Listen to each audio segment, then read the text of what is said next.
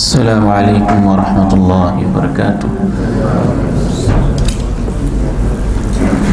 الحمد للہ رب العالمین، والصلاة والسلام علی اشرف الانبیاء وخاتم المرسلین، اشہد ان لا الہ الا اللہ وحدہ لا شریک لہ، واشہد ان محمدا عبدہ ورسولہ صلی اللہ علیہ وعلی آلہ وصحبہ وسلم، اما بعد،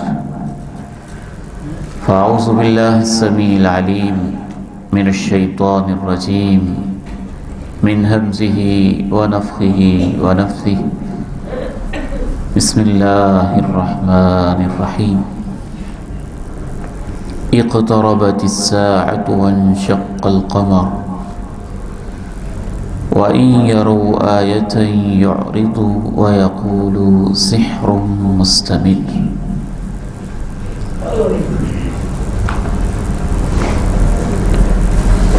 10 روزہ فہم دین کورس اور موضوع قیامت کی نشانیاں، اس حوالے سے آج ہمارا دوسرا لیکچر ہے۔ ہم تمام احباب کو اہلاً و سہلاً و مرحبا کہتے ہیں، اس دعا کے ساتھ کہ اللہ میرا اور آپ کا بیٹھنا قبول فرما لے اور اس وقت کو ہمارے لیے ذخیرہ آخرت بنا دے، اور اس نیکی کی برکت سے اللہ کریم ہماری قیامت کی مشکلات کو آسان فرما دے۔ آج بنیادی طور پر علامات قیامت کے بارے میں ہم چند اصول پڑھیں گے۔ ان اصولوں کو جاننا بہت ضروری ہے۔ بہت سارے لوگ وہ ہیں جو علامات قیامت کے سرے سے منکر ہیں، مانتے ہی نہیں۔ کچھ لوگ وہ ہیں جو اتنی سی علامات مانتے ہیں جو ان کی عقل میں آ جائیں، اور کچھ لوگ وہ ہیں جو علامات کو مانتے تو ہیں، الفاظ حدیث کے لے لیتے ہیں اور معنی اپنی مرضی کا کرتے ہیں۔ اس لیے اصولوں کو جاننا اور پہچاننا انتہائی ضروری ہے۔ سب سے پہلا اور بنیادی اصول یہ ہے کہ قیامت کی نشانیاں بتانا اصل میں مستقبل کی خبر ہے، اور مستقبل کی خبر دینا شرعی امور میں، ایسے امور میں جو حواس خمسہ سے معلوم نہ ہو سکیں، یہ علم غیب کا حصہ ہے، اور علم غیب اللہ کے علاوہ کوئی نہیں جانتا۔ اس لیے قیامت کی نشانیاں بتانے کا حق صرف اور صرف اللہ کو ہے، اور اللہ نے اپنے رسول کو بتائی ہیں۔ قیامت کی نشانیاں وہی ہیں جو اللہ اور اللہ کے رسول نے بتائی ہیں، اور ان نشانیوں کا مطلب بھی وہی ہے جو اللہ اور اللہ کے رسول کی باتوں سے سمجھ میں آتا ہے، اور جیسے ان کو صحابہ نے سمجھا ہے۔ یہ سمجھنا اس لیے ضروری ہے کہ بہت سارے لوگ قیامت کی علامات کے حوالے سے اللہ اور اللہ کے رسول کے علاوہ کچھ اور ذریعے بھی اختیار کرتے ہیں، اور ان ذرائع کی روشنی میں بھی قیامت کی نشانیاں وقتاً فوقتاً بتاتے رہتے ہیں اور گل کھلاتے رہتے ہیں۔ مثلاً چند ایک ذرائع، باطل ذرائع، جھوٹے ذرائع، وہ میں آپ کے سامنے رکھتا ہوں جو لوگ اختیار کرتے ہیں۔ اور وہ شریعت کے خلاف ہیں۔ ان میں سے پہلا ذریعہ ہے کاہن اور نجومی، اپنی طرف سے ہی تیر تکے چلانا، اندازے لگانا۔ آج کے دور میں اس کو بڑا خوبصورت نام دے دیا گیا ہے جی، یہ پریڈکشنز ہیں۔ یہ کیا ہوتی ہیں پریڈکشنز؟ غیب کی باتیں ہی نا، فیوچر کے بارے میں بتانا، مستقبل کے بارے میں بتانا۔ بد نصیبی اور بدقسمتی کی بات یہ ہے کہ علم دین نہ ہونے کی وجہ سے دور جاہلیت کی وہ باتیں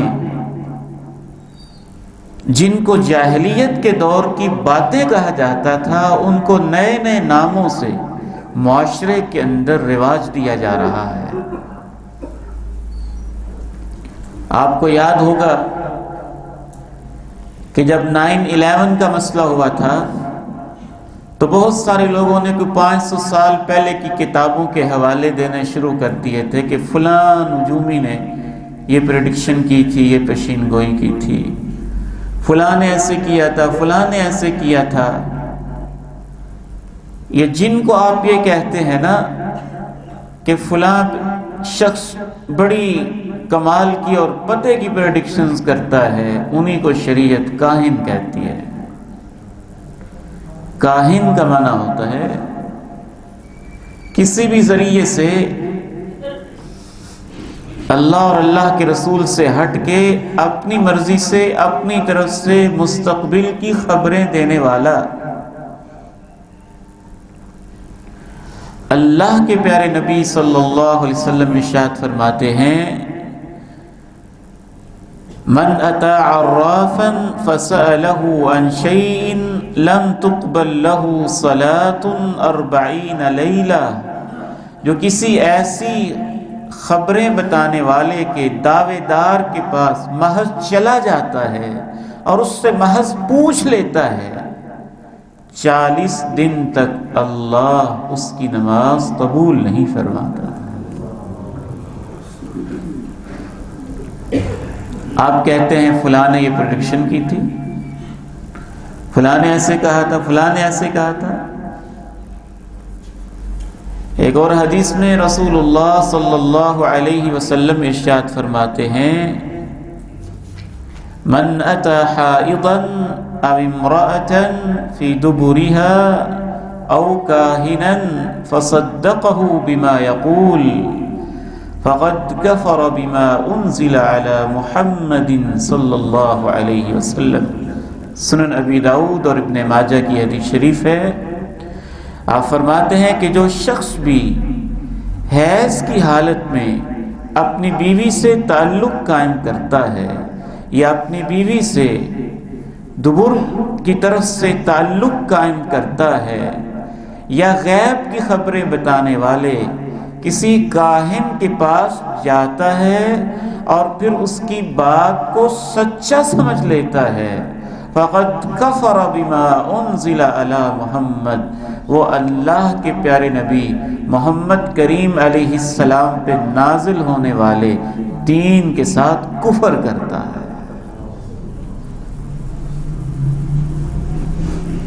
سوال آپ کے ذہن میں آ رہا ہوگا کہ بعض دفعہ یہ پریڈکشنز جو ہیں یہ انگریزوں میں بھی بڑی چلتی ہیں، ادھر بھی بڑی چلتی ہیں، باقاعدہ اس پر کچھ کتابیں موجود ہیں، تنبؤات ان کو کہا جاتا ہے،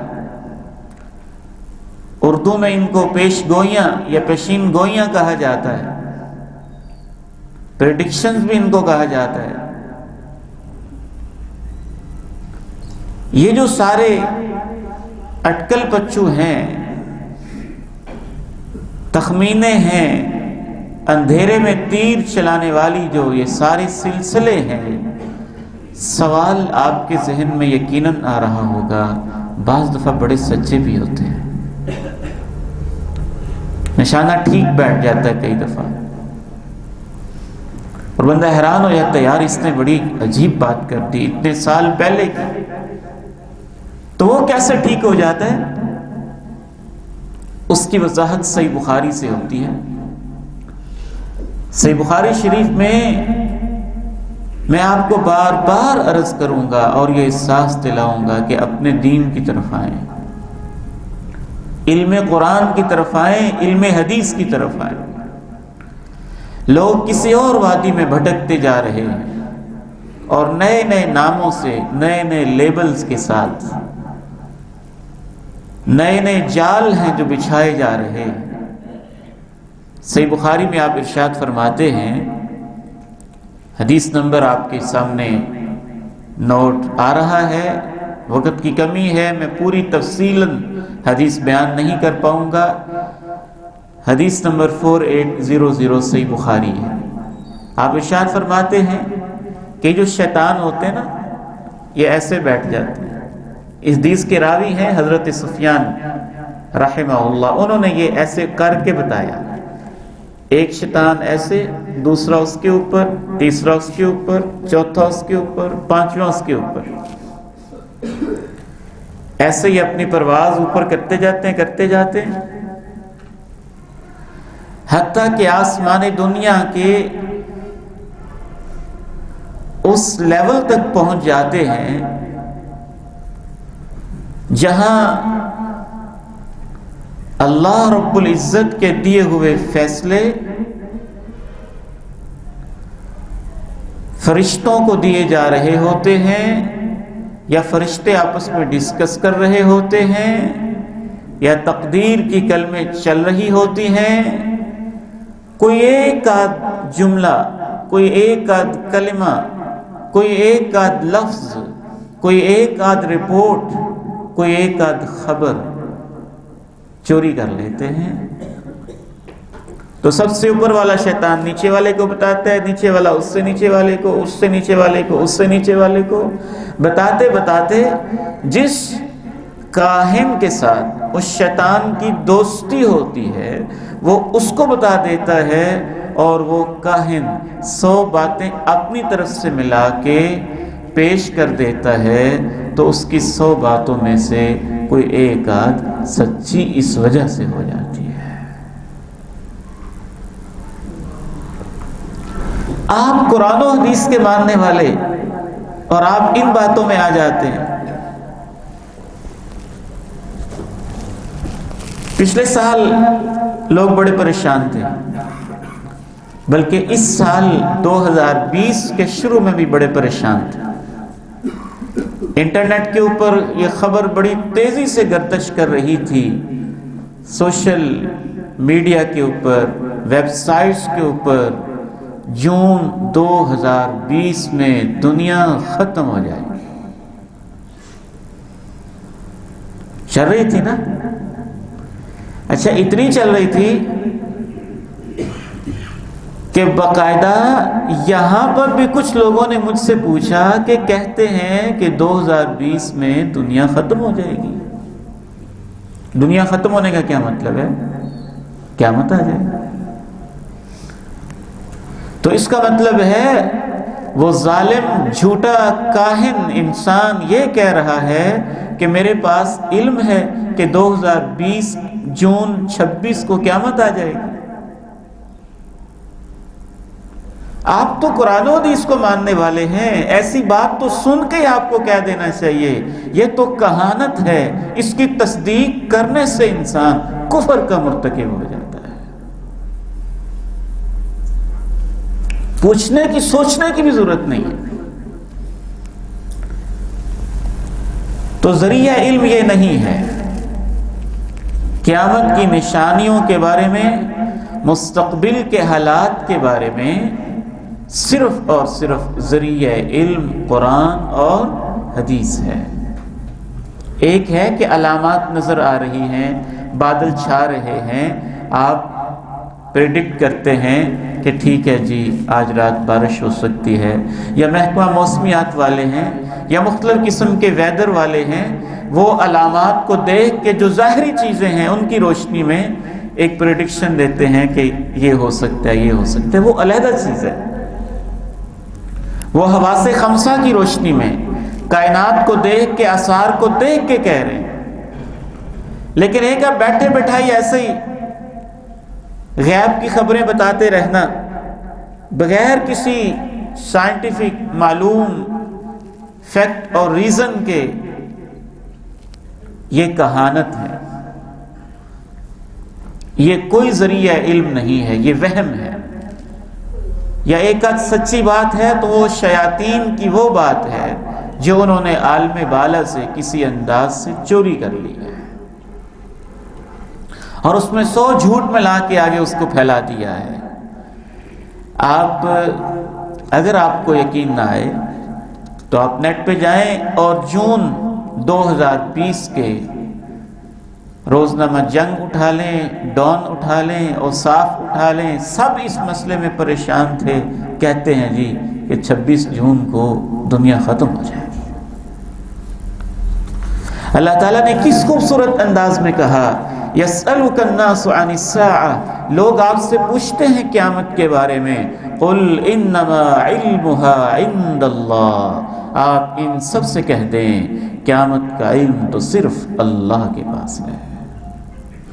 وما يدريك لعل الساعة تكون قريبا، سورہ نازعات میں کہا یسألونک عن الساعة ایان مرساها، یہ آپ سے بار بار پوچھتے ہیں قیامت کب قائم ہوگی، فیما انت من ذکراها الى ربک منتہاها، اس کا منتہا علم تیرے رب کے پاس ہے۔ بعض نشانیاں بتاتے رہتے ہیں خوابوں کی بنیاد پہ، فلاں بزرگ نے یہ خواب دیکھا ہے، میں نے یہ خواب دیکھا ہے، فلاں کو یہ خواب آیا ہے۔ خواب سچے بھی ہوتے ہیں، خواب جھوٹے بھی ہوتے ہیں، خواب اللہ کی طرف سے بھی ہوتے ہیں، خواب شیطان کی طرف سے بھی ہوتے ہیں، خواب معدے کی خرابی کی وجہ سے بھی ہوتے ہیں، خواب دن بھر کے خیالات کا عکس بھی ہوتے ہیں، اس کی مختلف قسمیں ہوتی ہیں۔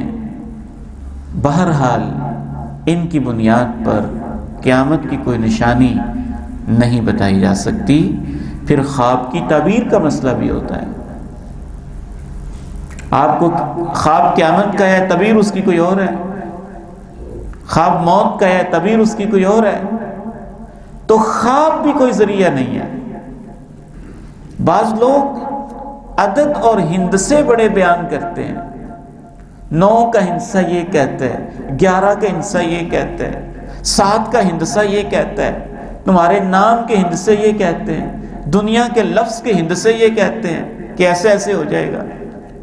یہ سب فضولیات ہیں۔ کچھ لوگ حروف کے ہندسے نکال کے اس کی بنیاد پہ بتاتے رہتے ہیں مختلف باتیں۔ تو یہ سب کے سب جتنے بھی ذرائع علم ہیں یہ صرف اور صرف اٹکل پچو ہیں، وہم ہیں، جھوٹ کا پلندہ ہے، انسانوں کے خیالات ہیں، اور کوئی مستند ذریعہ علم نہیں ہے۔ قیامت کی نشانیوں کا صرف ایک ہی ذریعہ ہے، اللہ اور اللہ کے رسول کی باتیں۔ دوسرا اصول، اللہ کے رسول کی باتیں بھی کچھ ایسی ہیں جو آپ نے کہیں نہیں، لوگوں نے گھڑ کے آپ کی طرف منسوب کر دی ہیں، وہ فیبریکیٹڈ ہیں، موضوع ہیں، خود ساختہ ہیں۔ اس لیے اس کی پہچان ایک محدث ہی بتائے گا، ایک حدیث کا عالم ہی بتائے گا، آیا کہ واقعتاً اللہ کے نبی نے یہ کہا بھی ہے کہ نہیں۔ اس وجہ سے احادیث میں سے بھی صرف صحیح احادیث، ضعیف یا موضوع من گھڑت احادیث جو لوگوں نے اپنی طرف سے گھڑ کے اللہ کے نبی کی طرف منسوب کر دی ہیں، ان سے بھی قیامت کی نشانیاں ثابت نہیں ہوتی۔ اس کی ایک مثال میں آپ کے سامنے پیش کرتا ہوں۔ یہ تو قرآن مجید میں ہے کہ قیامت سے پہلے ایک جانور نکلے گا، لوگوں سے باتیں کرے گا، اور کہے گا تم مانتے نہیں تھے نا قیامت آنی ہے، بس اب آ گئی ہے۔ یہ قرآن مجید میں اخرجنا لهم دابة من الارض تكلمهم، حدیث میں بھی اس کی تفصیلات موجود ہیں، انشاءاللہ ہم اس کو باقاعدہ مستقل پڑھیں گے بھی۔ لیکن اس جانور کے بارے میں کچھ روایات ضعیف اور من گھڑت بھی ہیں کہ وہ جانور کیسا ہوگا، اس بنیاد پہ کچھ کہنا وہ ایک بیس لیس چیز ہوگی۔ مثلا میں روایات آج پڑھ رہا تھا، ایک روایت ضعیف روایت میں آتا ہے اس جانور کا سر بیل کی طرح ہوگا، آنکھیں خنزیر کی طرح ہوں گی، کان ہاتھی کی طرح ہوں گے، گردن شتر مرغ کی طرح ہوگی، سینہ شیر کی طرح ہوگا، رنگ چیتے جیسا ہوگا، پہلو بلی جیسا ہوگا، دم دمبے جیسی ہوگی، پاؤں اونٹ جیسے ہوں گے، اس کے ہاتھ میں حضرت موسیٰ کا عصا بھی اس کے پاس ہوگا، حضرت سلیمان کی انگوٹھی بھی ہوگی۔ تو یہ روایت کیا ہے؟ بس ایسے چلتی پھرتی ہے۔ تو اس بنیاد پہ ہم اس جانور کے بارے میں کوئی چیز کہہ سکتے ہیں؟ نہیں کہہ سکتے۔ تیسرا اصول یہ ہے، یہ بہت اہم اصول ہے، اس طرف آپ نے ذرا خصوصی توجہ کرنی ہے، یہ اس دور کا بہت بڑا مسئلہ ہے کہ لوگ احادیث کو تو مان لیتے ہیں لیکن ان کا معنی اپنی مرضی کا کرتے ہیں، اپنے دور کے مطابق جو چیز سمجھ میں آئے، جدید ترین حالات کے مطابق اپنی طرف سے وہ ماڈرن بننے کی کوشش کرتے ہیں، اسکالر بننے کی کوشش کرتے ہیں، کوئی اپنی علمی معراج ثابت کرنا چاہتے ہیں، کوئی انوکھا پن ثابت کرنا چاہتے ہیں، یا کوئی ریٹنگ بڑھانا چاہتے ہیں، یا کوئی اس طرح کے چکر ہوتے ہیں، اپنی توجیہ اور طویل کر دیتے ہیں اپنی مرضی کے مطابق۔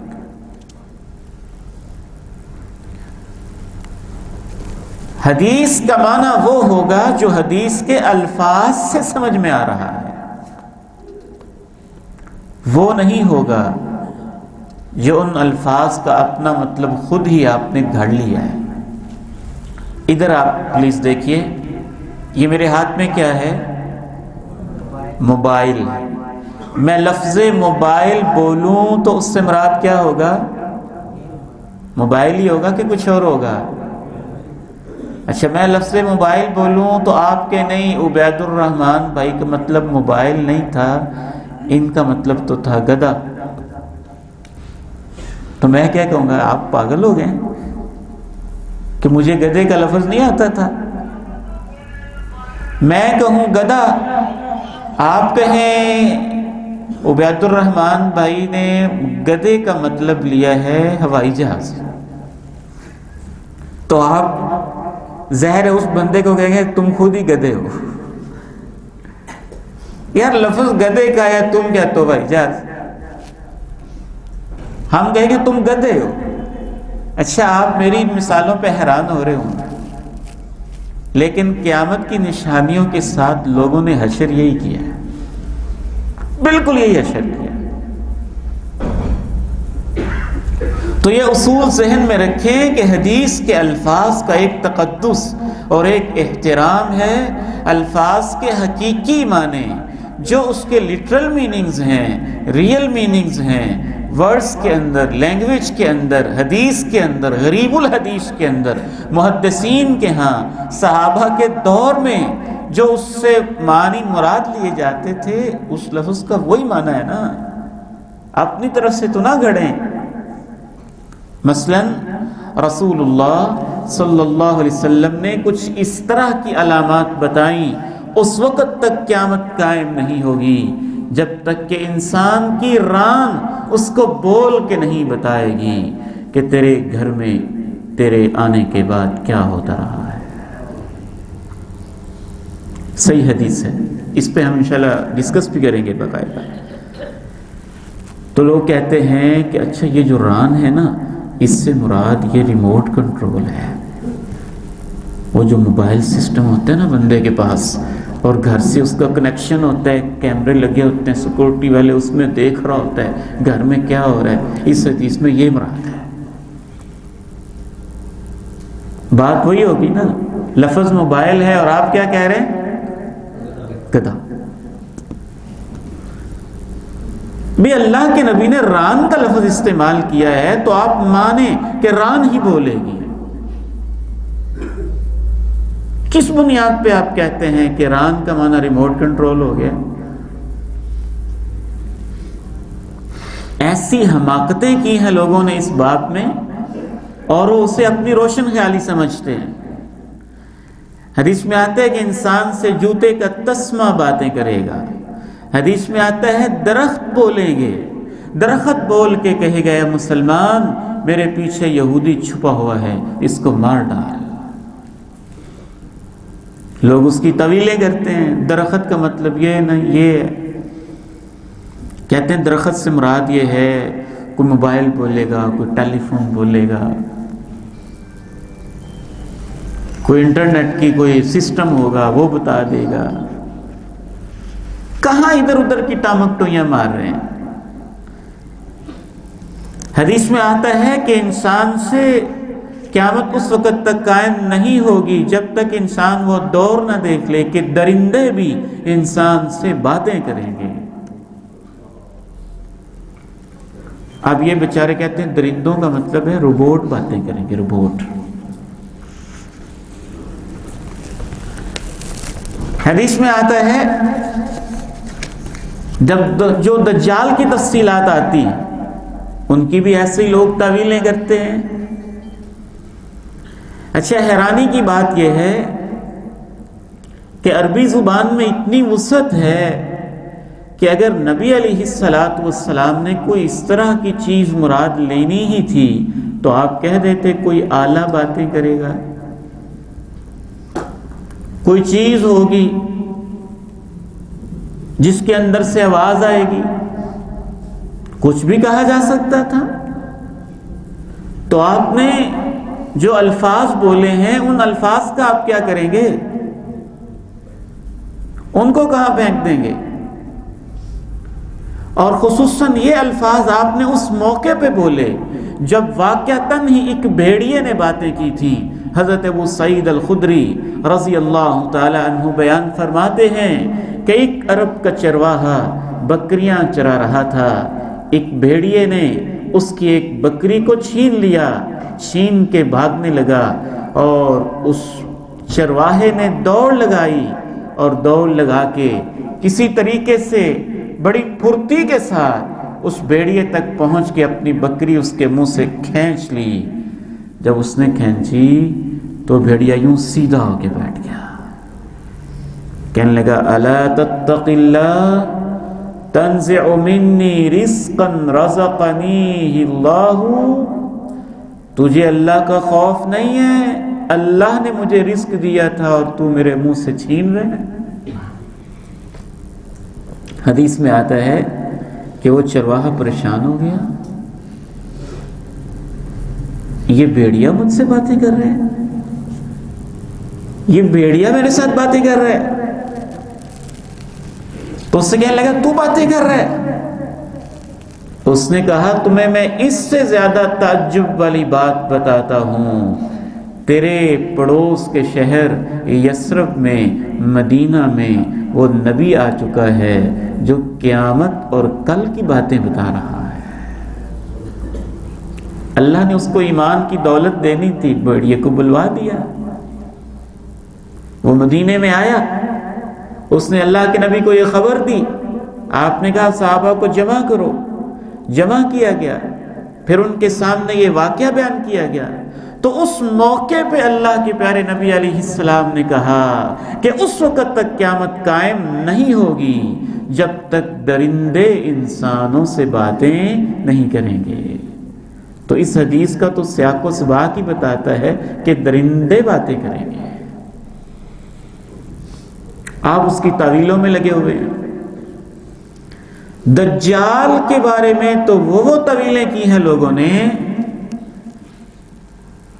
کہ ہر دوسرا تیسرا بندہ جس کو 2-4 حرف بولنے آتے ہیں ادھر ادھر کی باتیں جوڑ جاڑ کے کسی نہ کسی طریقے سے دجال کی کوئی ایسی توجیہ کر رہا ہے کہ اس سے جو اصل دجال کا نقشہ حدیث میں کھینچا گیا ہے وہ ویسے ہی ختم ہو جاتا ہے۔ انشاءاللہ ہمارا اس پہ ایک مستقل ایک پورا لیکچر ہوگا، لیکن اس وقت اصول کے ریفرنس سے میں یہ سمجھانا چاہتا ہوں کہ اللہ کے پیارے نبی علیہ السلام نے فرمایا دجال کی ایک آنکھ ہوگی، اور آپ نے اپنی آنکھ کی طرف اشارہ کیا تاکہ صحابہ کو سمجھ آ جائے آنکھ سے کیا مراد ہے، ایک آنکھ ہونے سے کیا مراد ہے۔ آپ نے اس کے بال بتائے، آپ نے اس کے نقش بتائے، آپ نے یہ بتایا اس کی پیشانی کے اوپر کافر لکھا ہوا ہوگا۔ اب لوگ پتہ نہیں کیا کیا طویلیں کرتے ہیں، کوئی کہتا ہے دجال سے مراد امریکہ ہے، کوئی کہتا ہے دجال سے مراد جو اس کے پیشانی پر کافر لکھا ہوگا نا، یہ اسرائیل کا ایک طیارہ ہے، اس کے اوپر KFR لکھا ہوا ہے، وہی دجال ہے۔ کوئی کہتا ہے نہیں اس سے مراد اسرائیل ہے، کوئی کہتا ہے نہیں ایک آنکھ والے دجال سے مراد ٹیلی ویژن ہے، کوئی کہتا ہے ایک آنکھ والے دجال سے مراد جو ہے یہ مغربی تہذیب ہے جو ایک آنکھ سے دیکھتی ہے، دنیا اس کے سامنے ہے، آخرت کوئی نہیں دیکھتی۔ تو آپ حدیثوں کے ساتھ کیا حشر کر رہے ہیں؟ اللہ کے نبی کیا کہہ رہے ہیں، آپ کس طرف جا رہے ہیں؟ ایک حدیث میں اللہ کے پیارے نبی علیہ السلام نے یہ بھی فرمایا کہ دجال ایک گدھے پر سوار ہوگا، اس گدھے کے کانوں کی چوڑائی 40 ہاتھ کے برابر ہوگی۔ یہ مسند احمد کی حدیث ہے، امام ذہبی نے، امام حاکم نے اس کو صحیح کہا ہے، اور شیخ شعیب ارناؤت نے بھی اس کو صحیح کہا ہے، شیخ البانی نے البتہ اسے ضعیف کہا ہے۔ تو انشاءاللہ یہ حسن درجے کی حدیث ہے۔ ایک صاحب اٹھے، وہ ریل گاڑی کے دور میں انہوں نے یہ حدیث سنی تھی، کہنے لگا یہ ریل گاڑی جو ہے نا یہی دجال کا گدھا ہوگا۔ اور آج کے دور کا ایک بندہ اٹھا، اس نے کہا نہیں، ان کو سمجھ نہیں آئی تھی، وہ جو دجال کا گدھا ہے نا اس سے مراد تو ہوائی جہاز ہے، تو جو اس کے کان ہے اس سے مراد ہوائی جہاز کے پار ہے۔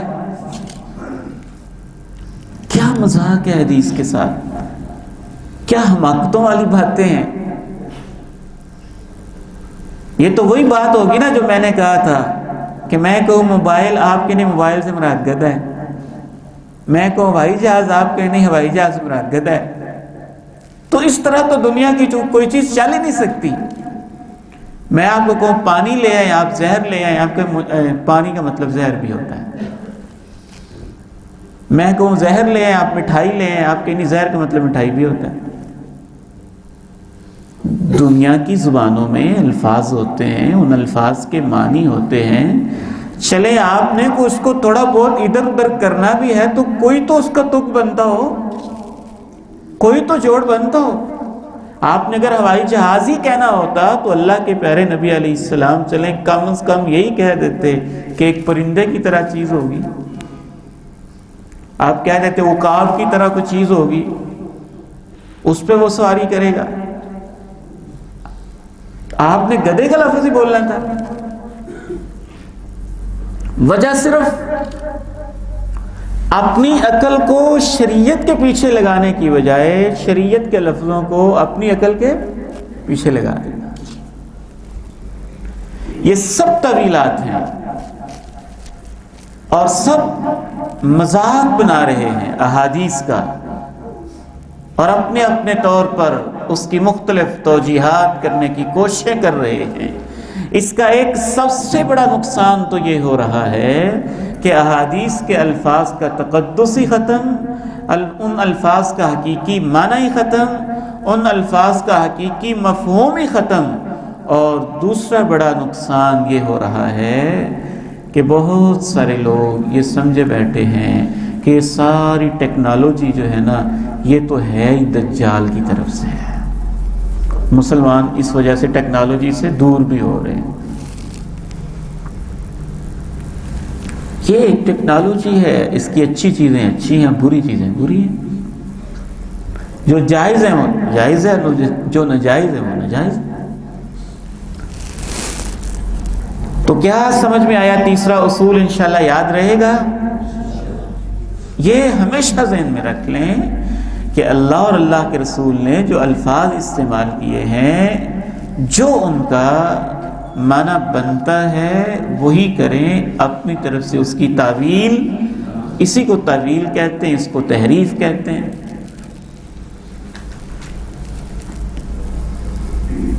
اسی طرح سے مہدی ایک شخصیت کا نام ہے.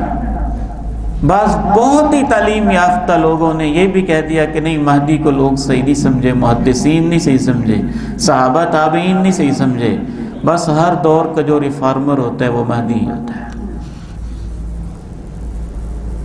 ایک حدیث میں اللہ کے پیارے نبی علیہ السلام نے ارشاد فرمایا کہ قیامت سے پہلے دریائے فرات سے سونے کا پہاڑ نکلے گا.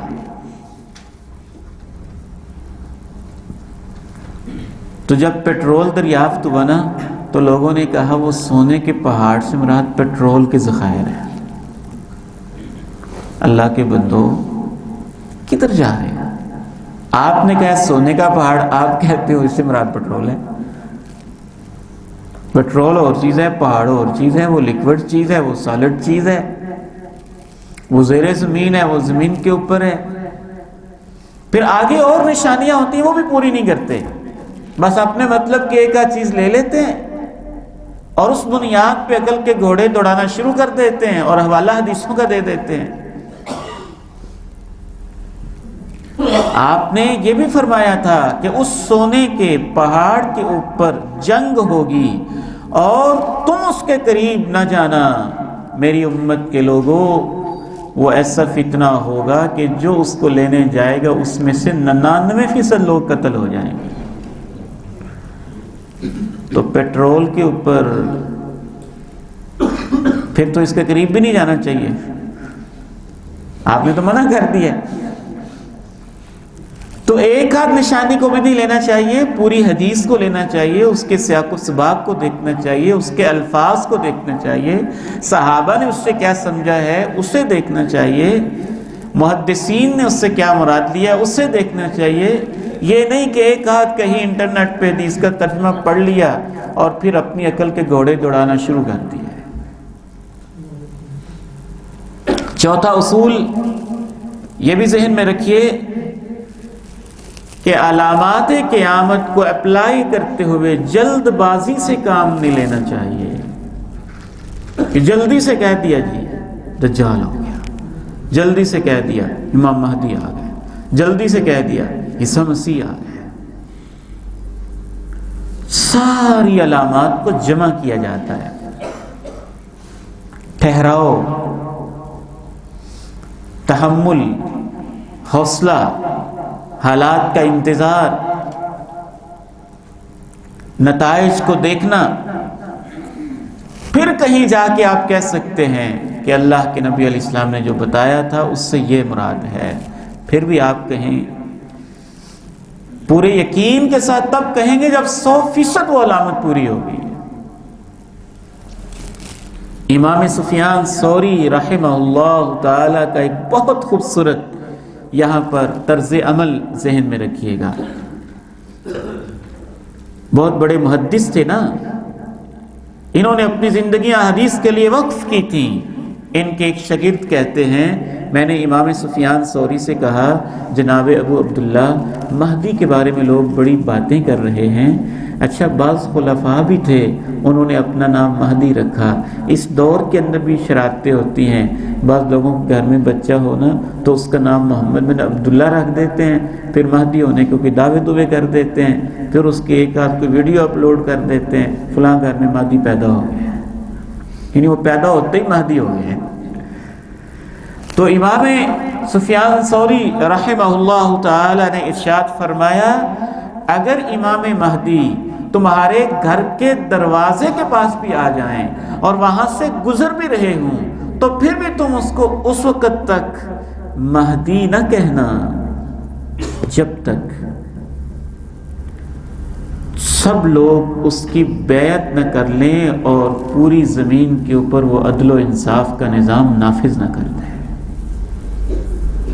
ٹھہریں، نتائج دیکھیں، عواقب دیکھیں، جلد بازی سے کام نہ لیں، یہ شیطان کی طرف سے ہوتی ہے. پانچواں اصول یہ بھی بہت اہم ہے. بعض لوگ قیامت کی نشانیوں کے سمجھتے تو ان کو ٹھیک ہیں، لیکن اس بنیاد پر مسائل میں، شریعت میں ادھر ادھر اپنی سستی کے بہانے بنانا شروع کر دیتے ہیں. مثلا بندہ یہ کہے کہ حدیث میں آتا ہے قیامت کی نشانیوں میں سے نشانی ہے زنا عام ہو جائے گا، اب یہ ہونا ہی ہے جی، ہم اسے کیسے روک سکتے ہیں. حدیث میں آتا ہے شراب عام ہو جائے گی، اب یہ ہونا ہی ہے نا جی، ہم کیا کر سکتے ہیں. آپ کیوں کچھ نہیں کر سکتے؟ اللہ کے نبی علیہ السلام نے کسی قیامت کی نشانی کو اس لیے نہیں بتایا کہ اس سے شریعت کے باقی مسئلے بدل جانے ہیں. زنا تو زنا ہے، اس سے روکنا ہی ہے. شراب شراب ہے، اس سے رکنا بھی ہے، روکنا بھی ہے. ان کے مجرمین کو سزائیں بھی ملنی ہیں.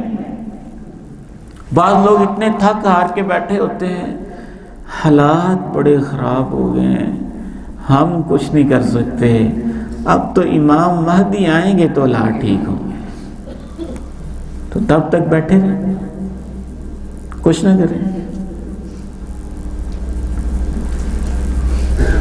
تو اس طرح کی حرکات یہ علامات قیامت کے مقصد کے ہی خلاف ہے. ایک اور اصول، اور یہ بھی بہت اہم اصول ہے. اس سے پہلے میں آپ سے ایک واقعہ شیئر کرتا چلوں. میرے ایک جاننے والے بڑے فاضل انسان تھے، مجھے اس سے توقع نہیں تھی کہ وہ بھی اس طرح کی حرکات کریں گے. آپ یقین مانیں مجھے بڑی ندامت کے ساتھ اور بڑی حسرت اور تکلیف کے ساتھ یہ بات کرنی پڑ رہی ہے کہ ہماری آنکھوں سے تقریباً 2 سال وہ غائب رہے کہ بس جی حالات بڑے خراب ہو گئے. اب وہ دور آ گیا ہے کہ بس وہ جو اللہ کے نبی نے کہا تھا نا وہی بچے گا جو پہاڑوں پہ چلا جائے گا، بکریاں چرائے گا، اللہ اللہ کرے گا. تو اس نے جاب بھی چھوڑ دی، مسجد میں آنا بھی چھوڑ دیا کہ فتنے بڑے ہیں، فتنوں سے بچنے کے لیے بس سائڈ پہ ہو جائے. اللہ کے بندو وہ دور ابھی کہاں ہے؟ مساجد موجود ہیں، مراکز موجود ہیں، علماء موجود ہیں، قرآن مجید موجود ہے، خیر کی باتیں موجود ہیں. آپ ایکٹیو ہوں، حرکت میں آئیں، کام کریں، اپنی ذمہ داریاں ادا کریں، جتنی محنت کر سکتے ہیں اتنی محنت کریں. اپنی سستیوں کے لیے ان چیزوں کو بہانے نہ بنائیں. ایک چھٹا اہم ترین اصول، یہ بھی بہت اہم ہے اور اس کے ساتھ بھی بہت کھلواڑ ہوا ہے اور ہو رہا ہے اور مستقبل میں بھی ہونے کے امکانات ہیں کہ قیامت کی علامات میں بعض علاقوں اور خطوں کے نام آئیں. ہند کا لفظ آیا ہے، نجد کا، حجاز کا، یمن، شام، قسطنطینیہ، تبریہ، اس طرح کے الفاظ آئیں. یہ مختلف علاقوں کے نام ہیں. لوگ کیا کرتے ہیں کہ اللہ کے نبی کے اس دور کے الفاظ اور علاقے کا مطلب آج کے حساب سے اپنی مرضی کا لے لیتے ہیں.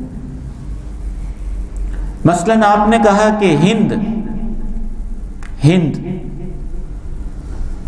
تو اس دور میں ہند سے مراد ہندوستان تو صرف نہیں ہوتا تھا نا، صرف انڈیا تو مراد نہیں ہوتا تھا. اس دور میں ہند کے علاقے میں پاکستان بھی شامل تھا، کشمیر بھی شامل تھا، انڈیا بھی شامل تھا، افغانستان کا کچھ حصہ بھی شامل تھا۔ تو اس دور کے حساب سے اس پورے علاقے کو ہند کہا گیا۔ اس طرح لفظ شام، اس سے صرف آج کا ملک شام تو مراد نہیں ہوگا نا۔ خراسان، اس سے صرف آج کا چھوٹا سا علاقہ تو مراد نہیں ہوگا۔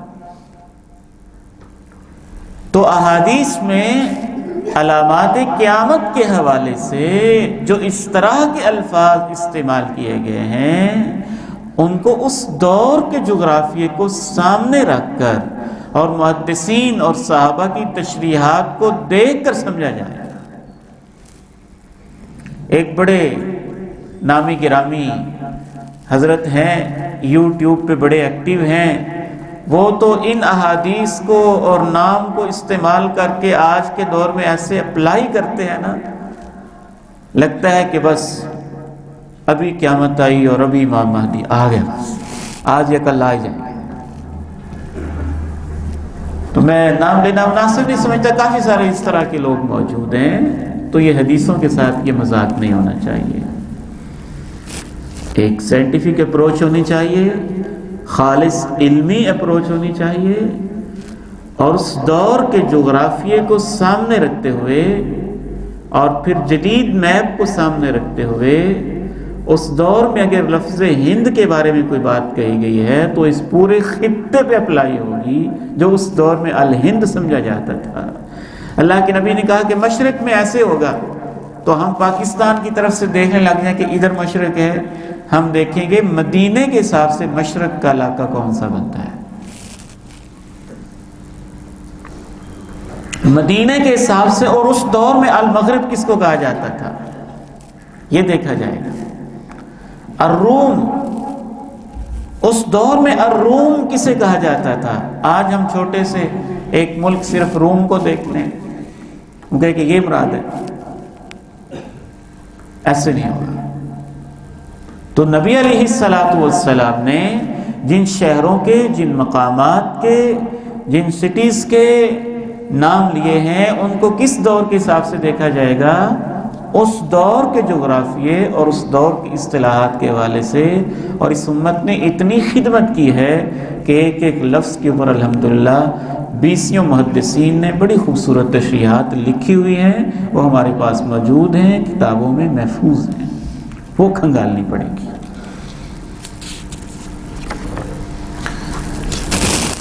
ایک اصول کے حوالے سے آخری بات اہم کر کے میں انشاءاللہ بات کو آگے بڑھاؤں گا کہ علامات قیامت کے حوالے سے یہ اصول بھی ذہن میں رکھیں کہ جو تفصیلات احادیث میں موجود نہیں ہیں ان کے بارے میں آپ خاموشی اختیار کریں، یہی علمی رویہ ہے، کیونکہ اتنا حدیث میں آیا، اتنا ہمیں پتہ ہے، آگے ہمیں نہیں پتہ، سیدھی سی بات ہے۔ اسی طرح سے اس کے اوپر عقلی اعتراضات، عقلی اشکالات اپنے دور کے حساب سے الجھ کے پیش کرنا، یہ بھی ایمان کی کمزوری کی نشانی ہوتی ہے۔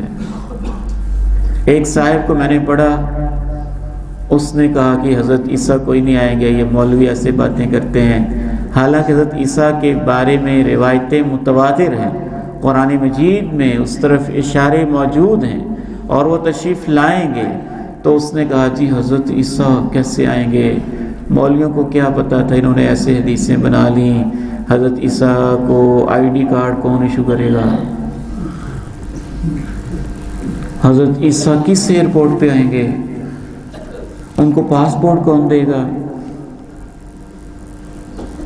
کیسی بے عقلی کی بات ہے۔ جو اللہ ساتویں آسمان سے پلک جھپکنے کے اندر جبریل امین کو اللہ کے نبی کے پاس بھیج سکتا ہے، اور جو رب کریم حضرت عیسیٰ کو جب کہ وہ سولی پہ لٹکانے کی کوشش کر رہے تھے زندہ آسمانوں پہ لے جا سکتا ہے، اور جو اللہ جناب محمد کریم علیہ السلام کو براق پہ بٹھا کے ساتوں آسمانوں کی سیر کروا کے حضرت عیسیٰ سے ملاقات بھی کروا سکتا ہے، یہ اللہ پہ چھوڑیں گے اللہ نے کیسے بھیجنا ہے؟ تمہارے کو اللہ نے ڈیوٹی لگائی ہے کہ ٹکٹ تم نے لے کے دینی ہے، اور تم فکر مند ہو کہ کہاں سے لینی ہے، کون سا ملک ایشو کرے گا، اور کون سی ایئر لائن ہوگی اور کیا ہوگا۔ یہ فضول حرکتیں ہوتی ہیں۔ اللہ کے نبی نے کہہ دیا آپ مان لیں، بس آمنا وصدقنا۔ اہل ایمان کا وتیرہ اور ان کا طرز عمل یہی ہوتا ہے، تو اس کے اوپر اس طرح کے عقلی ڈھگوسلے اور اس طرح کے اعتراضات و اشکالات یہ بنتے ہی نہیں ہیں۔ ایک اہم ترین بات یہ بھی ہے کہ قیامت کی علامات کو سن کے انسان کو یہ نہیں سمجھنا چاہیے ابھی قیامت بہت دور ہے، قیامت کبریٰ تو انشاءاللہ اللہ نے چاہا ہماری زندگی میں نہیں آئے گی انشاءاللہ، میری تو یہی دعا آتی ہے، کیونکہ قیامت کبریٰ جو آنی ہے، بڑی قیامت کی دو قسمیں، ایک ہے قیامت کبریٰ بڑی قیامت، وہ بدترین انسانوں پہ آنی ہے، وہ اس وقت آنی ہے جب زمین پہ اللہ کا نام لینے والا کوئی بھی نہیں رہے گا۔ لیکن اس بنیاد پہ یہ نہیں سمجھنا چاہیے کہ بڑی دور ہے، ایک قیامت وہ ہے جو اس وقت اس لمحے بھی آ سکتی ہے، اور وہ میری اور آپ کی موت ہے۔ اس کو قیامت صغریٰ کہتے ہیں۔ آنکھیں بند ہوئی ہماری قیامت شروع، جو دنیا سے گیا اس کی قیامت شروع، تو یہ قیامت صغریٰ ہے، چھوٹی قیامت۔ یہ ہر انسان کو اس کو سامنے رکھ کے آخرت کی تیاری کرنی چاہیے۔ اس وجہ سے اعمال میں سست نہیں ہونا چاہیے کہ قیامت بڑی دور ہے۔ اب علامات قیامت کی قسمیں انشاءاللہ آہستہ آہستہ ہم موضوع کی طرف بڑھ رہے ہیں۔ علامات قیامت کی دو قسمیں ہیں، آپ کے سامنے شو ہو رہے ہیں۔ وسیم بیٹے کیا لکھا ہوا ہے؟ علامات قیامت کی اقسام، جو علامات کبریٰ بڑی علامات، علامات صغریٰ چھوٹی علامات۔ دو قسم کی قیامت کی علامتیں ہیں۔ قیامت کی بھی دو قسمیں ہیں، قیامت صغریٰ اور قیامت کبریٰ۔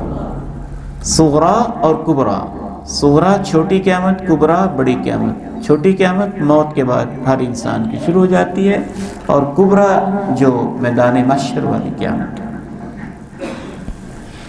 تو قیامت کی جو علامات ہیں یعنی قیامت کبریٰ کی علامات، ان کی بھی دو قسمیں ہیں۔ کچھ علامات چھوٹی چھوٹی ہیں اور کچھ علامات بڑی بڑی ہیں۔ جو چھوٹی چھوٹی علامات ہیں ان کو علامات صغریٰ کہتے ہیں، اور جو بڑی بڑی نشانیاں ہیں ان کو علامات کبریٰ کہتے ہیں۔ ان میں فرق کیسے پتہ چلے گا، وہ میں نے چند ایک پوائنٹ نوٹ کیے ہیں، آپ کے سامنے میں ان کو شیئر کرتا ہوں۔ جو علامات کبریٰ ہیں وہ غیر معمولی ایکسٹرا آرڈینری قسم کی ہیں۔ جو صغریٰ علامات ہیں وہ عام روزمرہ زندگی کے حالات ہی ہیں، سیاسی، معاشی، معاشرتی، ان میں تبدیلیاں ہیں کچھ، ان کو علامات صغریٰ کے طور پہ بیان کیا گیا ہے۔ جو علامات کبریٰ ہیں جب وہ شروع ہو جائیں سمجھ لیں قیامت شروع ہوگی، جلدی پھر آ لے گا۔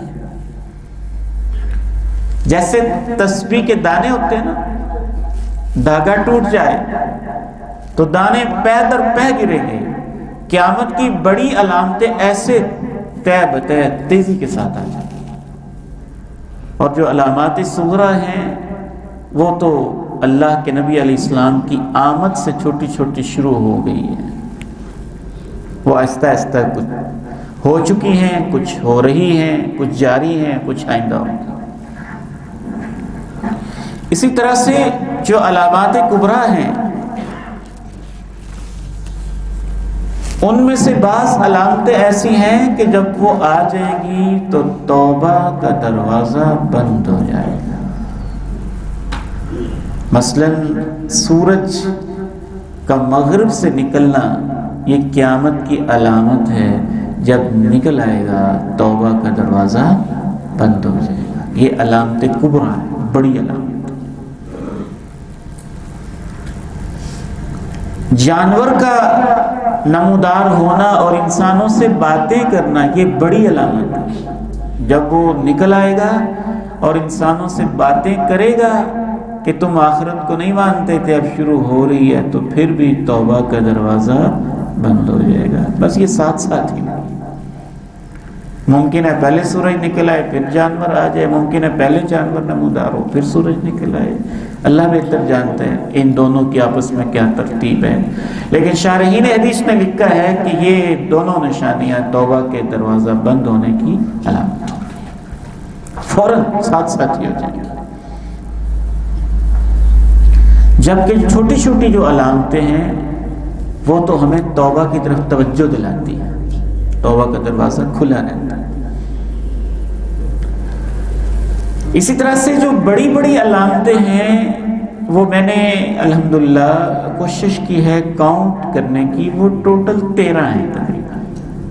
جو علامات کبریٰ ہیں، بڑی بڑی علامتیں، وہ ہیں ٹوٹل 13 ہیں. ایک حدیث میں 10 بیان ہوئی ہیں اور باقی احادیث کو ملایا جائے تو 3 ان میں بیان ہوئی ہیں. ٹوٹل بس یہ تقریباً 13 علامات ہیں جو بڑی بڑی علامات ہیں.